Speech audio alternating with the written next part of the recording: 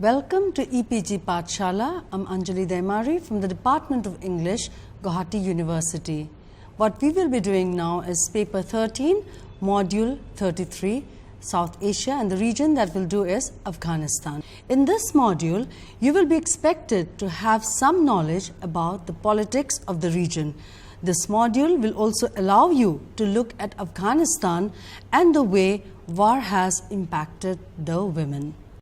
Afghanistan has witnessed more than 3 decades of wars and internal conflicts. The Soviet occupation 1979 to 1989, period of tribal civil wars 1990 to 1996, and the oppressive rule of the Taliban 1996 to 2001 have radically changed a society which had a comparatively progressive attitude towards women and equality. Afghan women were first given the vote in 1919, only a year after women in Britain, and the country's first constitution in 1923 guaranteed equal rights for both men and women. The strict dress code enforced in much of modern-day Afghanistan was non-existent for much of the 20th century, and even female members of the royal family appeared in public without veils. As a girl, I remember my mother wearing miniskirts and taking us to cinema, and my aunt went to university, says Amnesty International researcher Horia Mosaddeq, who was a young girl living in Kabul when Russia invaded Afghanistan in 1979. Now, I have before you a brief timeline of conflicts and their impact on women. Ever since the Soviet invasion of Afghanistan in 1979, the country has turned into a battlefield for various stakeholders. The subsequent war, 1979 to 1989, stands out in particular as a lasting legacy of the Cold War. It continues to plague international society in the current struggle between the Western liberal democratic order and Islamic extremism. Scholars in international relations claim that the Soviet invasion of Afghanistan was driven by security concerns. A rapidly weakening Afghanistan, vulnerable to Islamic extremism and the threat of Western encroachment posed to the Soviet Union's southern borders. To counter the communist bloc, Taliban, a group of religious students leading a holy war or jihad, one of the Mujahideen groups, was formed. The Mujahideen were backed by external forces like the US, Saudi Arabia and China, and operated out of Pakistani safe havens. A civil war that broke out soon after led to massive human rights violations and displacement, altering the limited progress towards gender equality in the 1970s under President Dawood Khan's government, leading the People's Democratic Party of Afghanistan, PDPA, that prior to April 1978 communist coup had brought some reforms for women empowerment in the country. As the civil war was intensified, 6 million people had fled the country by the end of 1980s, taking refuge in neighboring Iran and Pakistan, and millions more were internally displaced. Besides, the rival Mujahideen militias and aligned criminal groups attacked and looted the civilian population. Women were abducted, sold, raped, or kept as sex slaves. A human rights activist and head of a local NGO in Mazar-e-Sharif said, and I quote, "Left-wing feminist movements were attacked ideologically and their members physically abused by both the communist regime and the Mujahideen," unquote. In rural Afghanistan, women couldn't be provided with adequate health care, education, and other services. Afghan women got involved with NGOs that looked into various women's issues linked to survival and livelihood. However, the Mujahideen attacked NGOs that employed Afghan women. In April 1988, Afghanistan and Pakistan signed the Geneva Accords with US and USSR acting as guarantors, which marked the withdrawal of Soviet troops and attempted to establish a political settlement between the Mujahideen and the PDPA regime. I've just received a briefing from my national security advisors on the contents of the proposed Geneva agreements on Afghanistan that would provide for the complete withdrawal of Soviet occupation forces from that country. I believe the U.S. can now join the Soviet Union as a guarantor of the Geneva instruments. This development would not have been possible had it not been for the valiant struggle of the Afghan people to rid their country of foreign occupation. We take great pride in having assisted the Afghan people in this triumph, and they can count on our continued support.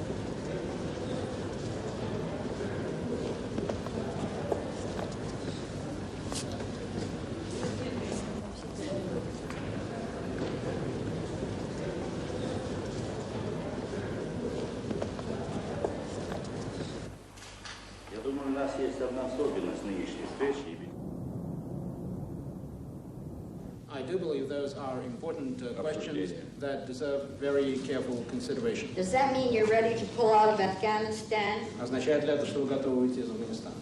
Ну, это о том, что мы готовы уйти из Афганистана, я уже сказал давно. The fact that we are ready to withdraw from Afghanistan is something that I have said some time ago. А вот мы поговорим в конкретном уже плане.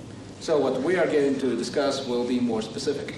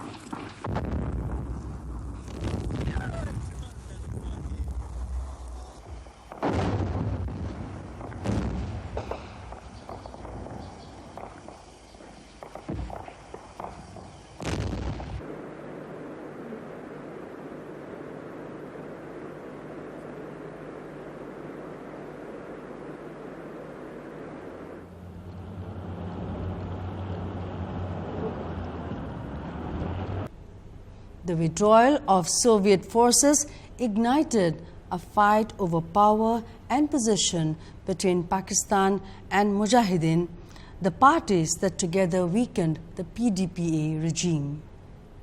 Human rights groups reported cases of women committing suicide or parents killing their daughters to prevent them from being subjected to sexual violence. In 1992, Kabul was captured by the Mujahideen, but by 1994 in Kandahar, Pakistan-backed Taliban movement brought in new power dynamics, affecting the lives of women tremendously. The Taliban is a group in Afghanistan that follows fundamentalist Islamic teachings, practiced through the prism of Pashtunwali, an ethical code and lifestyle that predates Islam. After the Soviet occupation of Afghanistan, which began in December 1979 and ended in early 1989, the Mujahideen there, a collection of loosely aligned groups who had collectively fought the Soviet occupation, did not form a coercive, united government, and instead fought each other for territory and resources. The Taliban movement itself may have begun in the early 1990s, but emerged as a credible militant force as an alternative faction in a multi-sided civil war in 1994 under Mullah Muhammad Omar, and offered a hopeful alternative for Afghanis in comparison to the feudalistic fighting conducted by the Mujahideen, with at least some considerable backing from the Pakistani intelligence services, who, among other things, wished to stabilize the region. In September of that year, the Taliban took control of Kandahar, which had until then been lawless and an extremely dangerous place for its citizens. Although they suffered significant defeats before attempting to wrestle Kabul from government forces, Taliban numbers and equipment were bolstered by funding from sources within Pakistan and Saudi Arabia, and possibly by previous streams from the American Central Intelligence Agency. On the 27th of September, the Taliban seized Kabul, with much of the government's forces withdrawing to the country's south rather than engaging in street fighting. On that same day, Omar became the head of the Supreme Council of Afghanistan, and from then until the US-led invasion of Afghanistan in 2001, the Taliban led a government that followed strict interpretations of Sharia law, and even though civil conflict continued, ruled much of the country. After sheltering members of Al-Qaeda, they were pushed out of office by foreign intervention in late 2001. However, they currently remain an active insurgent militia across various places of Afghanistan. Women soon became the victims of Taliban governance, which was based on orthodoxy. Women had to wear burqa and men were required to grow beards. Music, television and internet were banned in the country as these were considered to be Western products. Girls' education was denied and their schools were closed down. Women had no right to seek employment and were prohibited to go outside without a male relative.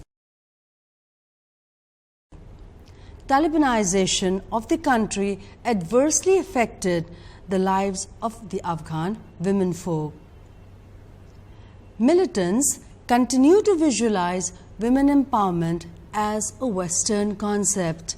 Taliban is also putting no emphasis on the inclusion of women in the peace process. Afghanistan is yet to implement an action plan under the rulings of UN Security Council Resolution 1325 on women, peace and security. In 2001, the Bonn Agreement was agreed upon by United Nations, NATO, neighboring Iran and Pakistan, and almost all important Afghan stakeholders, excluding Taliban, to ensure women's participation in rebuilding Afghanistan's institutions and government. Post 9/11 US attacks, US launched Operation Enduring Freedom against the main suspects of the attack, Al-Qaeda and the Taliban regime of Afghanistan, as part of its global war on terror. In March 2003, the Afghan government under Hamid Karzai ratified the Convention on the Elimination of All Forms of Discrimination against Women. As a result, women activists had some leverage to demand women's rights towards their participation in public space. Approved in January 2004, the Constitution gave equal voting rights to Afghan women and called for the establishment of Afghan Independent Human Rights Commission to monitor any gender-based discrimination. The aftermath of the Bonn Agreement also saw reservation of seats for women in Parliament. In 2008, the government enacted the National Action Plan for the Women of Afghanistan for implementing the promises made on women's empowerment over a 10-year period till 2018. Meanwhile, the Taliban forces continue to impose their irrational rulings upon the women. Laws were there, but only on paper. The international community used women as an entry point into the country. They said they were here to protect women's rights, said Asila Wardek, Director of Human Rights and Women's International Affairs at the Ministry of Foreign Affairs. Just before the presidential elections in 2014, the international forces were withdrawn, bringing in opportunities for the militants and new challenges for the women. The transition process, where international troops have been withdrawn from Afghanistan in a phased manner, have created fresh doubts about the security and rights of women. In the High Peace Council set up by the Afghan government, there are only 9 women members out of a total of 79. There are negotiations going on with the Taliban, but no one knows in reality what is going on. It is an underground process.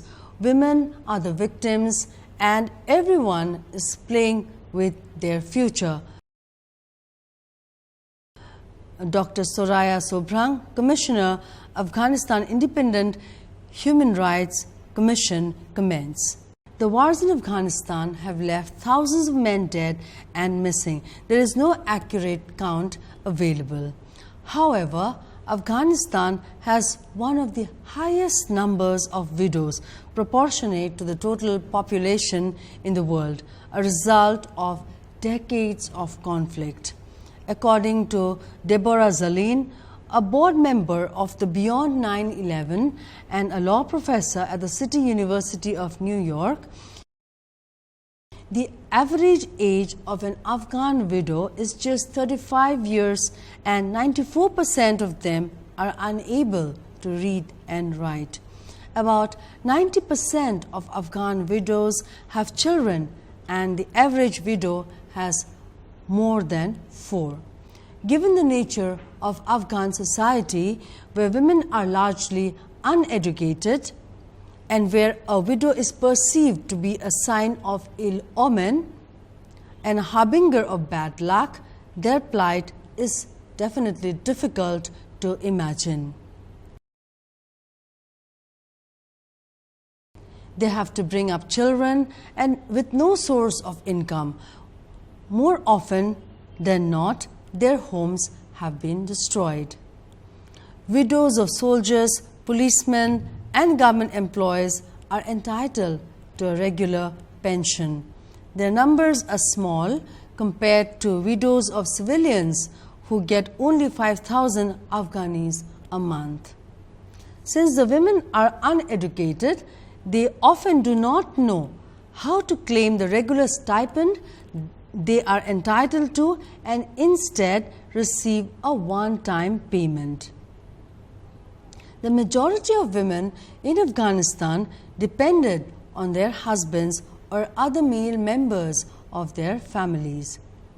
Widows are left penniless and powerless and often have to take to begging, since no other options are available to them to sustain themselves and also sustain their families. Paula Bronstein of the National Geographic magazine, who studied and photographed the widows of Afghanistan, says that there are approximately 50,000 to 70,000 war widows living in Kabul alone.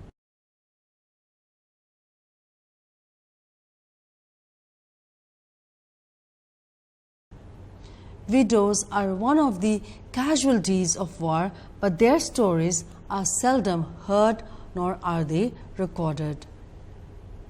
Widowed women are also at greater risk of emotional problems and impaired psychosocial functioning than either married women or men, typically because of social exclusion, forced marriages, gender-based violence and lack of economic educational opportunities, says Zaleen. In Afghanistan's patriarchal society, the death of a husband not only diminishes a woman's economic independence but also damages her sense of social protection, says Hussein Ali Moin, an official at MOWA. Now let us look into the various ways in which women fight back.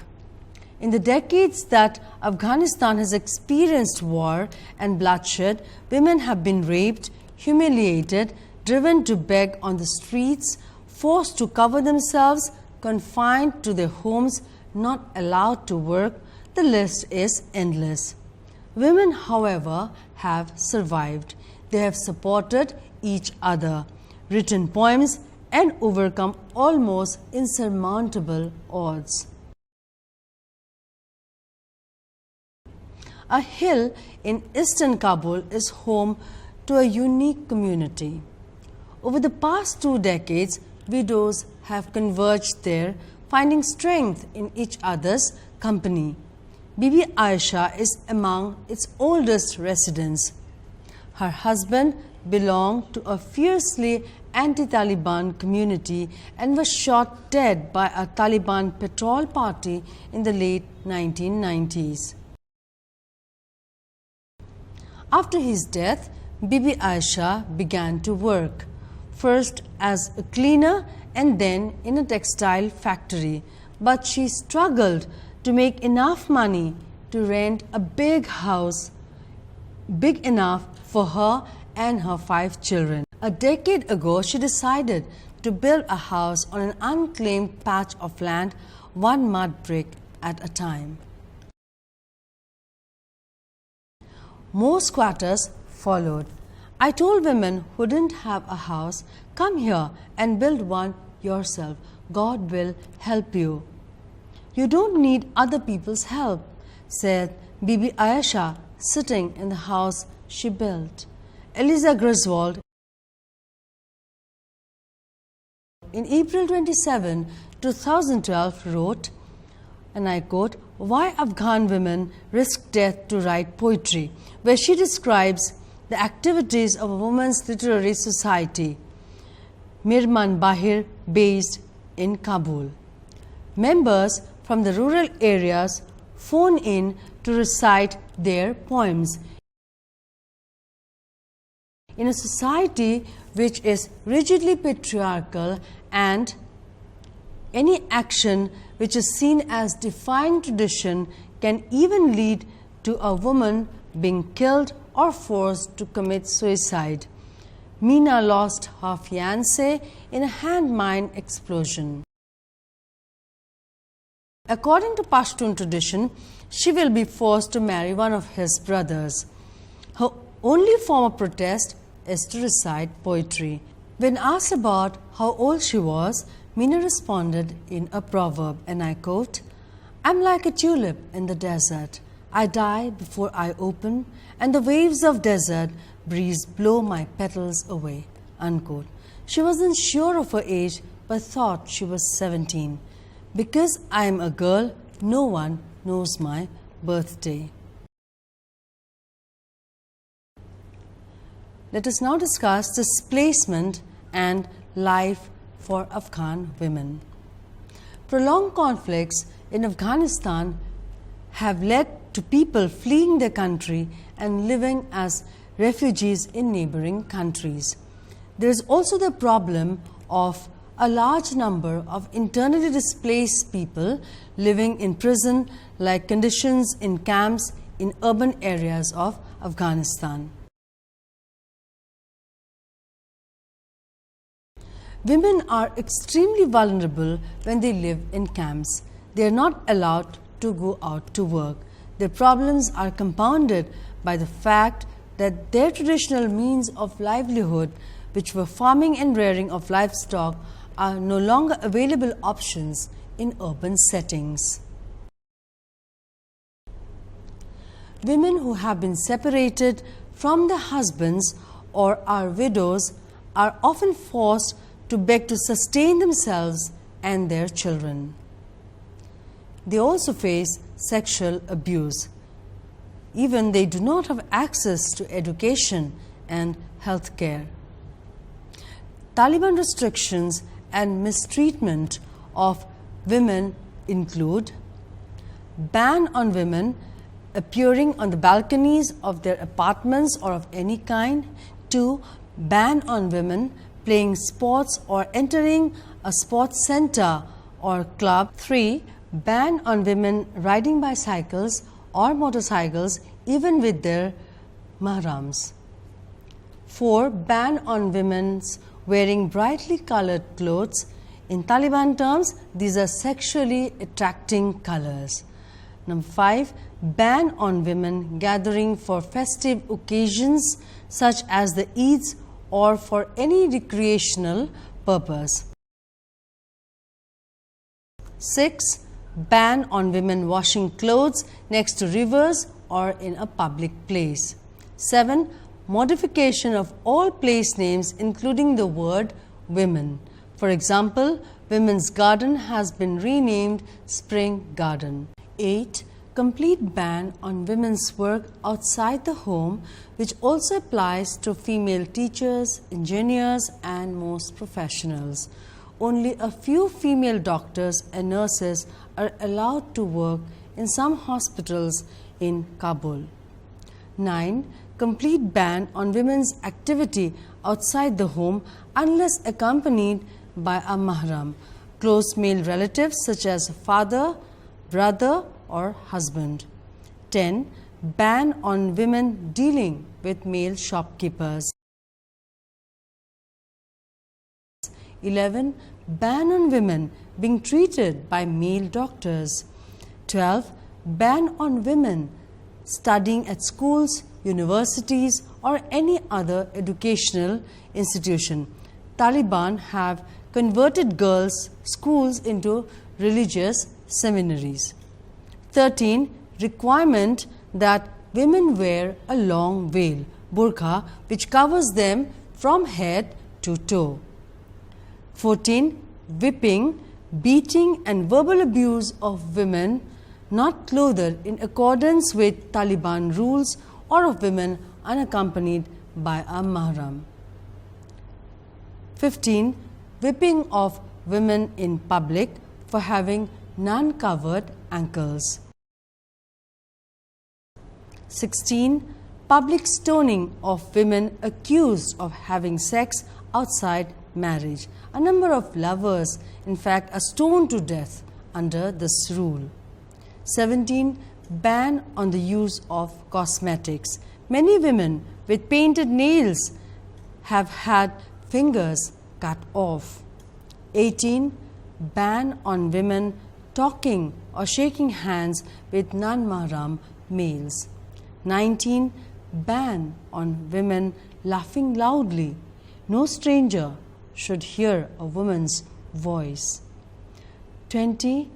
Ban on women wearing high-heel shoes which would produce sound while walking.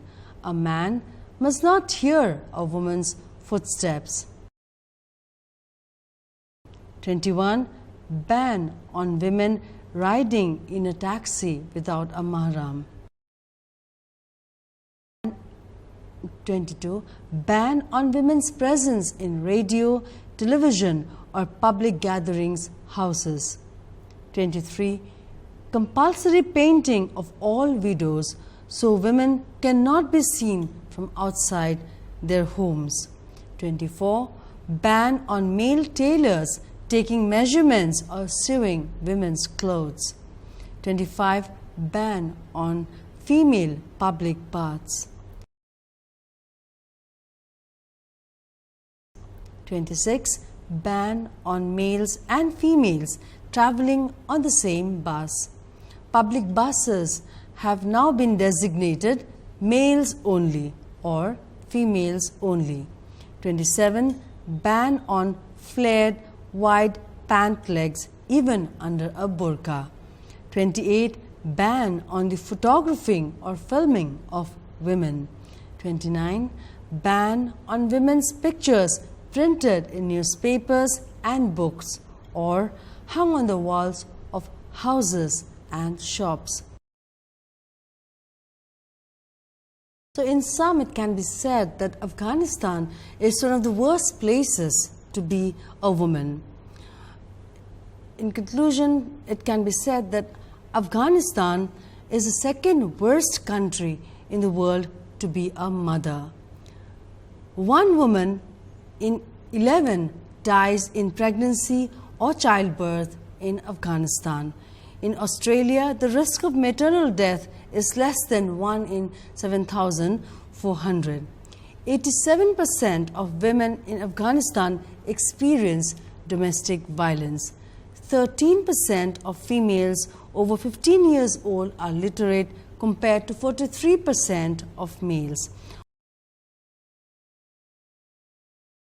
Almost double the number of boys compared to girls are enrolled in school.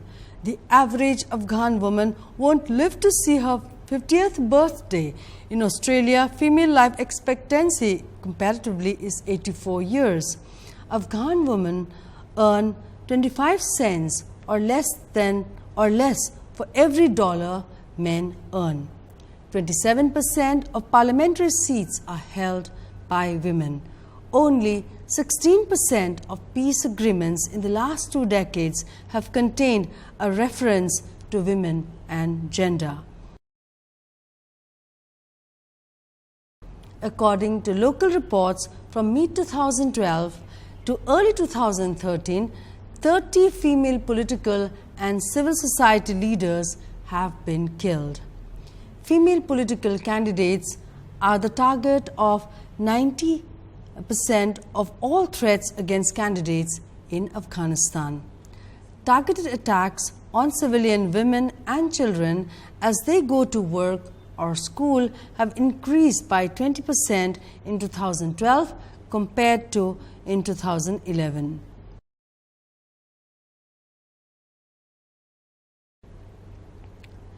It is said that you can't be an active woman in Afghanistan and not feel threatened. It is part of one's daily life.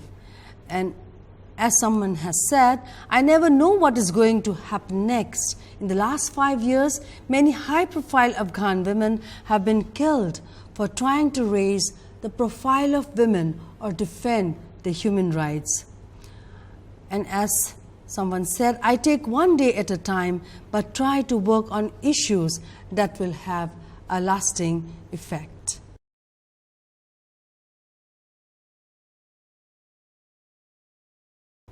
Thank you.